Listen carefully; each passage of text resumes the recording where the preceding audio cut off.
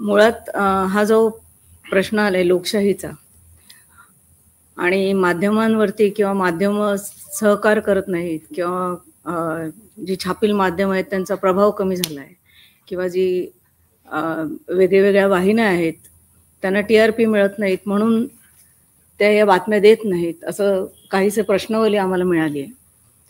मला वाटतं आम्ही जे करतो ते आम्हाला जे लिमिटेशन्स आहेत, विविध लिमिटेशन्स असतात माध्यमांना, त्या माध्यमांच्या लिमिटेशन्समध्ये आम्ही राहून त्या गोष्टी करत असतो.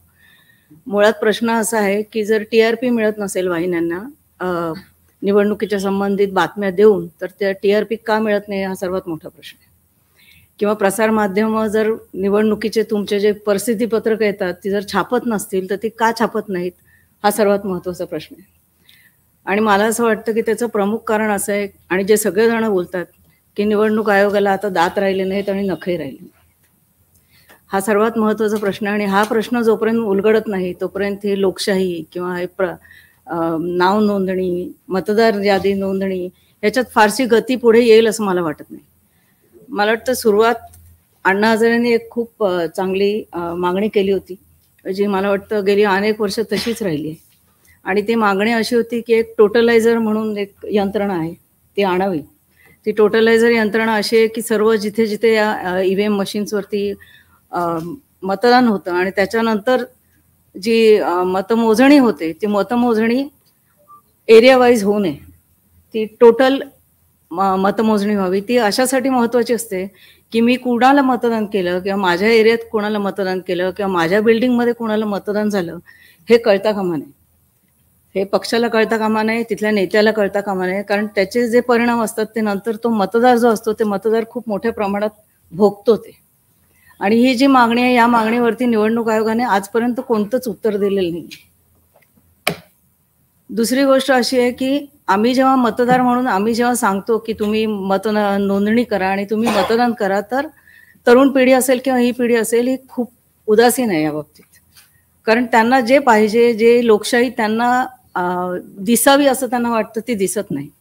उदाहरणार्थ 2च मला वाटतं दिवसापूर्वी एका राजकीय नेत्याने असं सांगितलं की तुम्हाला जो पक्ष जे काही खायला देईल, जे काही प्यायला देईल, जे काही वस्तू देईल, भेटवस्तू देईल ते तुम्ही घ्या आणि मतदान करा. तो जेव्हा हे बोलतो तेव्हा निवडणूक आयोगाकडनं कुठलाही आक्षेप घेतला जात नाही. मुळात हे निवडणूक आयोगाचं काम आहे की जेव्हा निवडणुकीची प्रक्रिया सुरू होते, मला वाटतं हे जेव्हा नोंदणी होते तेव्हाच तुमची प्रक्रिया सुरू होते. ही जेव्हा प्रक्रिया सुरू होते तेव्हा हे जे असं वाटप सुरू होतं ते वाटप बिनबोभाट सुरू असतं. आदल्या दिवशी रात्री मटण आणि दारू हे तर आम्हीच छापलेले आहे अनेकदा, पण त्याच्यावरती निवडणूक आयोग काय करते असं आम्हाला दिसत नाही. वर्षानुवर्ष हा प्रश्न तसंच राहिलाय, किंबहुना हे वाढत चाललंय. आणि आता अशी इतकी वेळ आली आहे की राजकीय नेता भाषणात जाऊन सांगतो की तुम्हाला जे मिळेल ते तुम्ही घ्या आणि ज्याला मतदान करायचं त्याला मतदान करा. ही जर त्यांची मुजोरी इथपर्यंत आली, ती मुजोरी अशामुळे आली आहे कारण निवडणूक आयोग त्यांच्यावरती कुठलीही कारवाई कधीच करत नाही. आम्हाला तरी अशी कारवाई करताना दिसत नाही. माझा स्वतःचा मुलगा हा अपक्ष म्हणून निवडणूक लढलाय आणि राजकारण आता याच्या पुढे यायचं नाही हे आम्ही तेव्हा ठरवलं. याचं कारण कुठलीही तक्रार निवडणूक आयोगाकडे जेव्हा जेव्हा आम्ही करत होतो की बाबा इथे साड्या वागतायत किंवा इथे पैसे वाटतायत, त्याच्यानंतर निवडणूक आयोगाची माणसं ही साधारण 3-4 तासांनी येतात. जेव्हा ज्या साड्या ज्या गोदामात ठेवलेल्या असतात ते गोदाम रिकामं होऊन जातं आणि जे पैसे वाटायचे असतात ते परस्पर पोचवले जातात. ही जर लोकशाही आपली तरुण पिढी बघत असेल तर आम्ही त्यांना कुठल्या हक्काने सांगायचं की तुम्ही मतदान करायला? कारण तो जो माणूस, जो उमेदवार निवडून देणार आहे तो अर्थातच धन आणि सत्ता आणि त्याच्या मागे जे येणार त्याची जी ताकद आहे त्या ताकदीवर निवडून येतोय असं जर त्याला दिसतंय तर मी कुठल्या तोंडाने सांगू आणि मी माझ्या वर्तमानपत्रात हे का छापू की तू ये आणि तू मतदान कर, असा हा प्रश्न आमच्या समोर आहे. आणि आणखीन एक सर्वात महत्त्वाची गोष्ट म्हणजे आम्ही हे वारंवार मांडतो की मतदानाच्या दिवशी सुट्टी देऊ नका. मला कळत नाही त्या दिवशी सुट्टी का असते.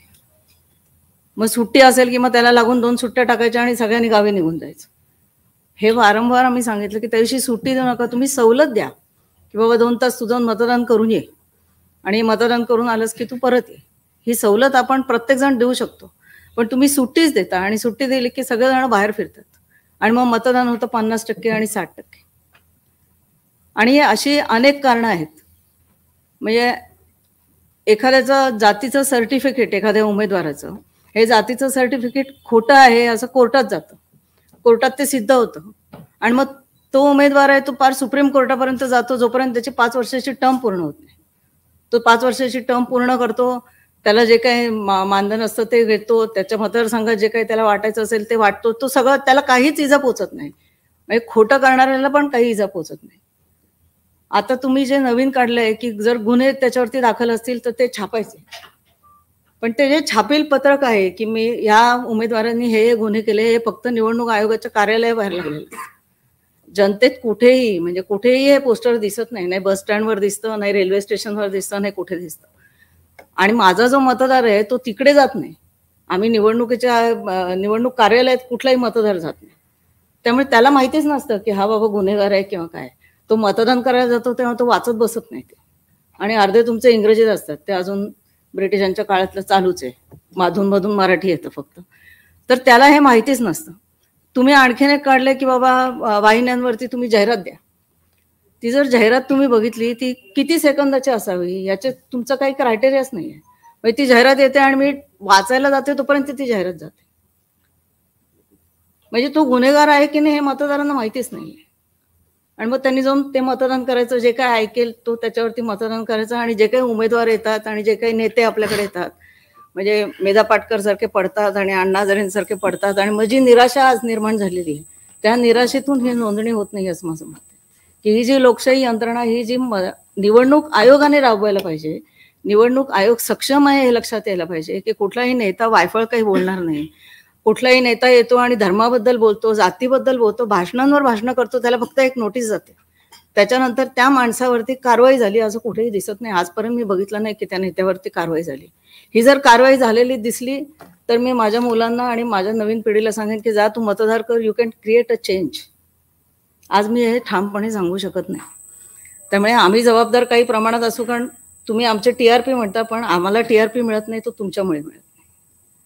त्यामुळे अल्टिमेट माझं असं म्हणणं आहे की तुम्ही जर सक्षम झालात आणि तुम्ही केंद्रीय निवडणूक आयोगाकडे जाऊन काही गोष्टी तुम्ही मांडायलाच पाहिजेत की ह्या गोष्टी व्हायलाच पाहिजेत. की मी जर तक्रार केली की कोणी पैसे वाटते आणि कोणी साडी वाटते तर त्याची तक्रार अर्ध्या तासात झाली पाहिजे. मी जर सांगतोय की हा गुन्हेगार आहे तर ते प्रत्येक मतदारापर्यंत कसं पोहोचेल हे तुमचं काम आहे. प्रत्येक मतदारापर्यंत ते पोहोचलं पाहिजे. कोणीही भाषणात धर्माबद्दल काही बोललं किंवा ह्याच्याबद्दल काही बोललं तर त्याला नोटीस देऊन तो दुसऱ्या दिवशी तेच बोलतो, तिसऱ्या दिवशी मला तेच बोलताना दिसतो. मग निवडणूक प्रक्रिया काय करते, निवडणूक आयोग नेमकं करतंय काय, हा माझा प्रश्न असतो. आणि सर्वात महत्वाचं, सुट्टी बंद करायचं तुम्ही काहीतरी प्रयोजन करा. नाही तर ही जी टक्केवारी आहे मतदानाची, एक मोदी येतात तेव्हा मतदान वाढतं, त्याच्यानंतर वाढेल असं मला वाटत नाही. परत त्या ताकदीचा नेता आणि आला आणि ते जे माहोल त्यांनी निर्माण केलं म्हणून मतदान वाढलं. ह्याच्यात निवडणूक आयोगाचं काही यश आहे असं मला अजिबात वाटत नाही. आणि त्यामुळे या सगळ्या गोष्टी तुम्ही लक्षात घ्यावा. लोकशाही जर प्रस्थापित करायची असेल, माध्यमांची भूमिका तुम्हाला जर आणखीन पाठिंबा देणारी किंवा आणखीन सक्षम व्हावी असं वाटत असेल तर या सगळ्या गोष्टी बेसिकली तुम्ही जर सुधारल्यात तर आम्ही तुमच्या पाठीशी आहोत. आणि मग आम्हीच मतदारातच ही जागृती येईल की नाही आपण मतदान केलं पाहिजे, आपण मतदान करू शकतो, आपण माणसं बदलू शकतो.